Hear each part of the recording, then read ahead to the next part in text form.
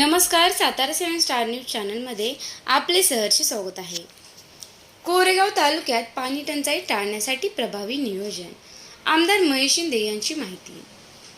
कोरेगाव तालुक्यात पाणी टंचाई जाणवू नये यासाठी प्रशासन आणि लोकप्रतिनिधी एकत्रितपणे प्रभावी नियोजन करत असून कोणत्याही गावात टंचाई निर्माण झाल्यास तातडीने उपाययोजना केल्या जातील अशी ग्वाही आमदार महेश शिंदे यांनी दिली. शनिवारी दुपारी प्रियंका मल्टीपर्पज हॉल येथे आमदार शिंदे यांच्या अध्यक्षतेखाली टंचाई आढावा बैठक झाली. यावेळी ग्रामस्थ, ग्राम महसूल अधिकारी, ग्रामपंचायत अधिकारी तसेच विविध विभागांचे खाते प्रमुख यांच्याशी संवाद साधताना ते बोलत होते. बैठकीत जिल्हा परिषदेच्या अध्यक्षा प्रियाताई शिंदे, जिल्हा बँकेचे संचालक सुनील खत्री, जिल्हा परिषद सदस्य अमित चव्हाण, हनुमंतराव जगदाळे, राजेश्वरी भोसले, रत्नदीप फाळके, पंचायत समिती सदस्य सुरेखाताई पाटील, प्रांत अधिकारी प्रमोद कुदे, तहसीलदार डॉक्टर संगमेश घोडे, सहाय्यक गटविकास अधिकारी लालासाहेब गावडे, ग्रामीण पाणीपुरवठा विभागाचे उपअभियंता जगन्नाथ कुलकर्णी, महावितरणचे उपकार्यकारी अभियंता प्रदीप निकम, नगरपंचायतीचे मुख्य कार्यकारी अधिकारी प्रताप कोळी, नगरपंचायतीचे मुख्याधिकारी प्रताप कोळी यांच्यासह विविध खात्यांचे अधिकारी उपस्थित होते. आमदार शिंदे म्हणाले की कोरेगाव तालुक्यासाठी सुमारे 2 TMC पाण्याची उपलब्धता यापूर्वीच आपल्या वतीने करण्यात आली असून शिल्लक पाण्याचा योग्य नियोजनातून टंचाईला प्रभावीपणे सामोरे जाता येणार आहे. संभाव्य अल निनोच्या पार्श्वभूमीवर राज्य शासनाने दिलेल्या इशाऱ्यानंतर तालुक्यात आधीपासूनच नियोजन सुरू करण्यात आले आहे. सर्व प्रशासकीय अधिकाऱ्यांना आवश्यक सूचना देण्यात आल्या असून नागरिकांनीही पाण्याचा जपून आणि काटकसरीने वापर करावा असे आवाहन त्यांनी केले. प्रांत अधिकारी प्रमोद कुदळ यांनी प्रशासनाच्या वतीने सुरू असलेल्या उपाययोजनांची सविस्तर माहिती दिली. ज्या गावामध्ये पाणी टंचाईची शक्यता आहे त्या ठिकाणच्या पदाधिकाऱ्यांना तातडीने प्रस्ताव सादर करावेत. अशा प्रस्तावना त्वरित मंजूर दिली जाईल असे त्यांनी स्पष्ट केले.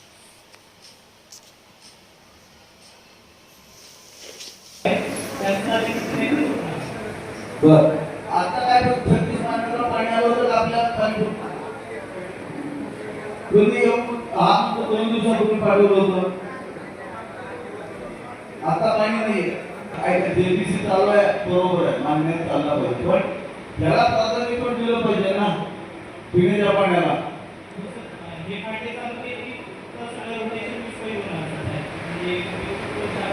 तुम्ही कॉन्सन्ट्रेशन रोटेशनवर करताय का तुम्ही पाणी पुरवठ्यावर करताय?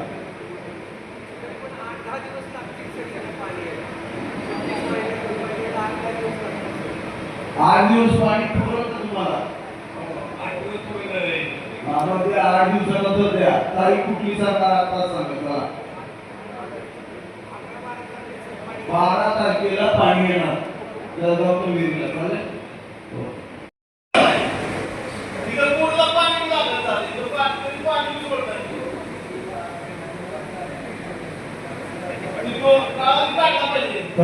जल जीवन मिशनचं काम झालंय तुमच्यामध्ये, ते कॉन्ट्रॅक्टर कोण आहे?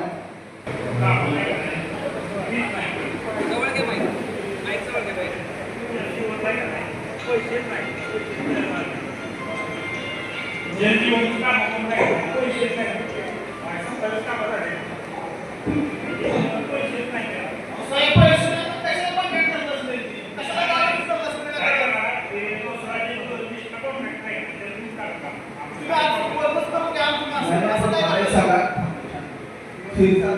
तुम्ही पटापटा काम आले देतही नाही तर पूर्ण करायला तुमची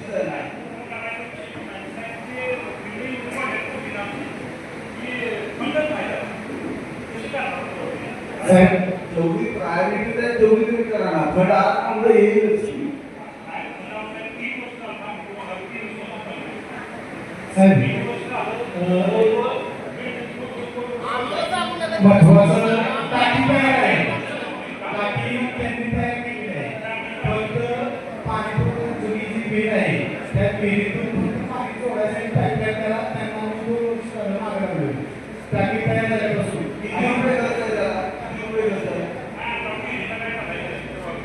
विहिरीचं नाही. मी काय सांगतो, जुन्या पाणी पुरवठा विहिरीपासून आता नवीन बांधलेल्या टाकीपर्यंत अंतर असेल जास्तीत जास्त अर्धा किलोमीटर अंतर असेल. आणि किती आहे तेवढं सांगा मला आम्ही विहिरीपासूनचा अर्धा किलोमीटर आहे. अर्धा किलोमीटर नाही झालं. शांत बस खर्च किती आहे 10 लाख रुपये आपल्या टर्मला उपलब्ध होऊ शकतात का PDPS आणि दुसरी गोष्ट काय माहिती का आता शेतीत ऊस लावण्याच्या अगोदर ती पाईपलाईन करण्याची जरूर आहे. जर शेतीत ऊस लावला तर परत ती पाईपलाईन होणार पण नाही आणि ते ऊस निघेपर्यंत आपल्याला सरपंच ठरलं आणि TPDS मध्ये 10 लाख रुपये द्यायचे ठरले आणि जे जागा तुम्ही पाईपलाईन करून द्यायची TPDS नावाची योजना आहे का ती उपलब्ध 10 लाख रुपये तुम्हाला मंजूर आहे तहसीलदार साहेबांना उपलब्ध देतो तुम्ही कामाला सुरुवात करा पैसे द्यायची जबाबदारी माझी नाही तर आमदार फंड घेऊन जा मग त्याला शब्द मागा आणि ऐका की सर दुसरं एक जी कॅनालवर दार आहे सांगवी आहे जी कुमठे नदीला पाणी येतं ते रस्त्याच्या ज्या दार आहेत त्या दारात रस्ता केला आहे आणि पाटबंधारे विभागाला विचारलं तर ते म्हणते की ते बंद केलं जातं तर ते बंद करायचा अधिकार त्यांना आहे का? त्यांना बोलायच्यावरती चला गोष्टी बोला काय झालं जर आता सांगवीचं वडाच्या वाडीपासून आत आल्यानंतर सांगवीच्या हाती जो कारखान्याची विहीर आहे त्याच्या तिथं वरच्या साईडला एक कुंठे नदीला येण्यासाठी दार होतं पहिल्यापासून कार्यरत होतं तर एक मला वाटतं 2-3 वर्षापूर्वी ते दारात रस्ता केला त्या दारावर रस्त्यात एक 70-80 फूट केला आहे म्हणजे तो पूर्ण बंद केला केला तर ज्यावेळेस आम्ही तुमच्याकडे आलो तुमचे कार्यकर्ते दुसरे असतील तुम्ही त्यावेळेस नव्हता तर त्यावेळेस म्हणजे तिथे बंद केलं आहे तर ते अधिकार तुमचे आहेत का हे फक्त मला आणि प्रत्यक्ष पाणी नाही रस्ता सेवा केला आणि दुसरी गोष्ट वसुले साहेब तुम्ही आज तिथं जायचं दार का बंद केलं तुमच्याचं चेक करायचं आपलं दार असेल जेसीबी घ्यायचं तो बंद करून द्यायचं पाणी पुरवठ्याला वेगळा डायरेक्ट पाणी जातं तिथून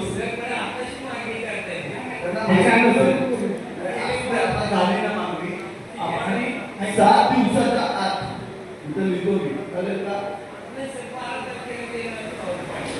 7 दिवसाच्या आत तुम्ही मोकळ नाही करा जेसीबी घेऊन तुम्हाला जेसीबी लागला ना फुकट जेसीबी देते मी स्वतः माझा जेसीबी देते ओके फुकट जेसीबी देते दारू ओपन करा दुसरी गोष्ट साहेब माझ्यावर 2 रिपोर्ट आहेत पहिला रिपोर्ट आहे पाणी नाही लागणार म्हणून मी त्यावेळेस पाणी पुरवठा अधिकाऱ्यांना सांगितलं पाणी लागणार नाही तर मी एकही टक्का त्याच्याकडे म्हणजे जे कर्मचारी आहेत त्यांना विचारायचं की मी तिथं विहीर काढू नका म्हणून शेवटपर्यंत मी तिथं जे कार्यक्रम चालू झाला लहान दुरी टाकली त्यांनी आकलं विहीर थांबून झाली तरी मी त्या विहिरीपाशी गेलो नाही कारण मला माहित होतं की तिथं पाणी लागणार नाही हे मी स्वतः सांगितलं होतं आणि त्या ठिकाणी जर तुम्ही काय 4 मोठे सरपंचाला सुद्धा कन्सिडर केलं नाही एवढे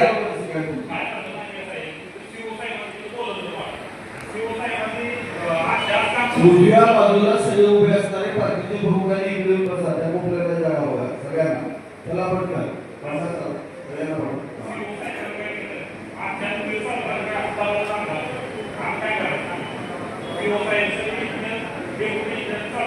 मी एकही कागद दिला नाही त्यांना पाणी पुरवठा विभागानं सगळ्यात आयुष्यात केलेली मोठी चूक आहे हे असले राजकीय चळवळ चालत नसतं मग हे असा त्रास होतो की गावाच्या गाव सुपर होतात हीच विहीर जर त्याला जर वेळेला घ्यायची असती तर आता 24 तास पाणी पुरवठा झाला असता एवढ्या मोठ्या चुका करता तुम्ही एका बाजूला तुमच्या केला 24 तास वाटतो आणि गावाला पाणी प्यायला नाही तर जबाबदार स्वतः तुमचं पाणी पुरवठा खाता आहे तुम्ही केलेल्या मेजरची काय आणि सांगून न ऐकता तुम्ही केलेलं आहे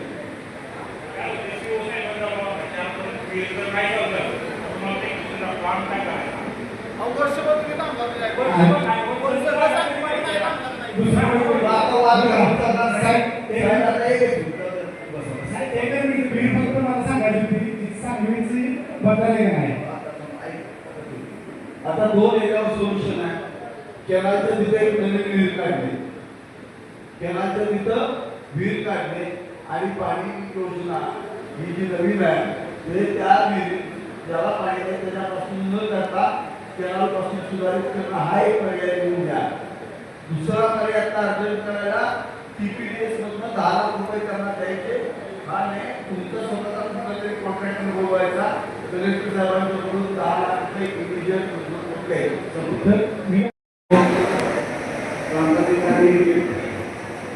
तहसीलदार साहेब आपल्या असिस्टंट व्हिडिओ सर्व खात्यातून सर्व ग्रामसेवक आणि मराठी सर्कल सर्व विभागाचे प्रमुख यांचे या ठिकाणी आभार मानतो. त्याचबरोबर विविध गावचे सरपंच, विविध गावचे सगळे प्रमुख या ठिकाणी आले. त्यांनी त्यांचे प्रश्न टंचाईच्या दृष्टीने या ठिकाणी मांडले. सगळे प्रश्न ऐकून घेतल्यानंतर त्याच्यावरती मार्ग काढण्यासाठी या ठिकाणी सातत्याने चर्चा झाली. या ठिकाणी आम्ही सगळे उपस्थित असलेले जिल्हा परिषदेच्या अध्यक्षा या शिंदे, जिल्हा बँकेचे संचालक श्रीमती खत्री, या ठिकाणी उपस्थित असणारे जिल्हा परिषदेचे आमचे सदस्य अमित चव्हाण असतील, जिल्हा परिषद सदस्य अमोलराव करकाळे, जिल्हा परिषद सदस्य भोसलेताई आणि पंचायत समितीचा सदस्य आपल्या रेखाताई पाटील, सर्वच खालचे आणि सगळे या ठिकाणी पूर्ण ताकदीनं आपल्या सर्वांना ग्वाही देतो की जे जे प्रस्तावित केलं ते निश्चित या ठिकाणी आम्ही पूर्ण करू. हा आम्ही तुम्हाला शब्द देतो. आपण सगळे या ठिकाणी आलात, आपल्या सर्वांना धन्यवाद देतो. आणि त्यातल्या प्रशासनातल्या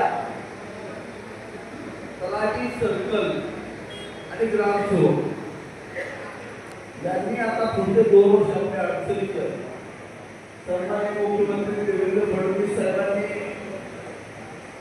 आताच्या अधिवेशनामध्ये अर्थसंकल्प मांडतात.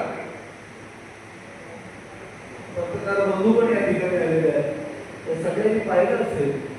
त्याच्यामध्ये अल निनोचा उल्लेख केला. भारतावरती अल निनोचा फार मोठा फरक त्या ठिकाणी होणार आहे, त्याचा इफेक्ट हा फार मोठा आहे.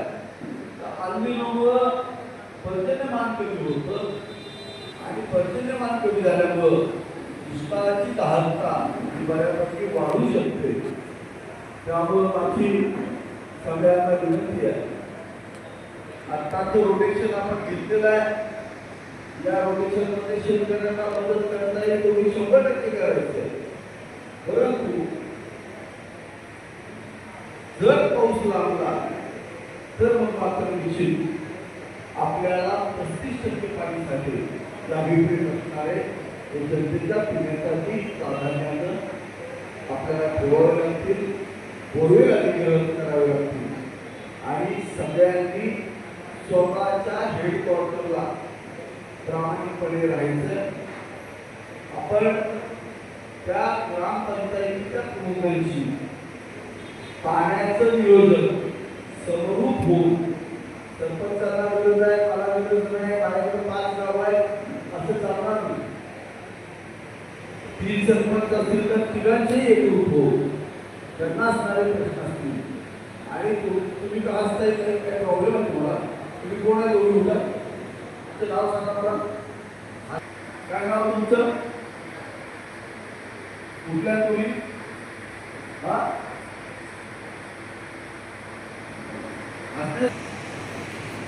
तर सिरियसली हो, आपल्याला आपल्या हेडक्वार्टरला जेवढे 3-4 गाव आहेत त्या 3-4 गावाच्या कुठल्या विहिरी अधिग्रहित करू शकतो. कारण कुठल्या भागात पाणी आहे आणि ते पाणी आपल्या पाणी पुरवठ्याच्या विहिरीपर्यंत कसं येईल अशा पद्धतीचं नियोजन करून ठेवा. जर वाईट दिवस झाले असे येणार नाही, आपल्या तर भागाला येणार नाही. कारण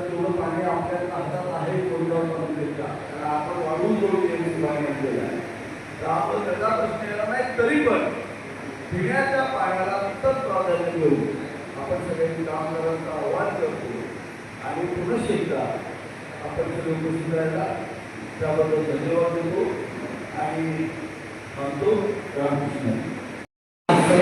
कोरेगाव तालुक्याची जी काही गावं असतील त्यामध्ये पाणी टंचाईचा आढावा घेण्यासाठी कोरेगाव विधानसभा मतदारसंघाचे आमदार माननीय महेश शिंदे साहेब आज या मीटिंगचा आढावा घेतात आणि प्रशासकीय यंत्रणेला ज्या काही सूचना दिल्या त्याबद्दल मी प्रशासनाच्या वतीने त्यांचे आभार मानतो. तसेच या आढावा बैठकीसाठी जिल्हा परिषदेच्या अध्यक्षा सन्माननीय प्रियाताई शिंदे मॅडम उपस्थित राहिल्या त्यांचे सुद्धा मी आभार मानतो. त्याचबरोबर जिल्हा परिषदेचे सदस्य अभिजित चव्हाण साहेब, हनुमंतदादा जगदळे साहेब, भोसले मॅडम, त्याचबरोबर पंचायत समिती सदस्य सूर्यकांत पाटील मॅडम आणि जिल्हा बँकेचे संचालक पृथ्वी साहेब तसेच व्यासपीठावर उपस्थित असणारे सर्व प्रशासकीय विभागाचे विभाग प्रमुख, कोरेगाव तालुक्यातील गावचे तलाठी, मंडळ अधिकारी, ग्रामविकास अधिकारी तसेच या मतदारसंघातील गावचे सरपंच, उपसरपंच आणि ग्रामस्थ यांनी जे काही सूचना मांडल्या त्यांचे आम्ही प्रशासन म्हणून त्या सूचना फलितास किंवा त्या सूचनाचे पालन करून ते जे काही सूचना मांडलेल्या आहेत त्याची अंमलबजावणी करून आम्ही माननीय आमदार साहेबांना त्यांचा या आठवड्यामध्ये जे काही आम्ही मान्य केलेल्या ज्या सूचना आहेत किंवा आम्ही जे काही त्यामध्ये कारवाई केली त्याचा रिपोर्ट आम्ही सन्माननीय आमदार साहेबांना पुढील आठवड्यामध्ये देतो. त्याचबरोबर इरिगेशनचे जे काही विभाग प्रमुख आले होते आणि त्यांना त्या काही आमदारांमध्ये जे काही सूचना दिलेल्या आहेत रोटेशन असेल किंवा काही दुरुस्ती असेल, त्याचबरोबर एमएससीबीचे जे विभाग प्रमुख होते त्यांना डीपीच्या आणि कनेक्शनच्या ज्या काही सूचना असतील त्याबाबत त्यांनी त्या पूर्ण कराव्यात आणि ते आमदार महोदयांनी जिल्हा अध्यक्ष यांना मी आश्वासित करू इच्छितो की आम्ही येणाऱ्या आठवड्यामध्ये यामध्ये कारवाई करून आपल्याला याबाबतचा रिपोर्ट कळवतो. आणि मी सर्वांचा पुन्हा एकदा सर्वांचा आभार मानतो आणि आमच्या आढावा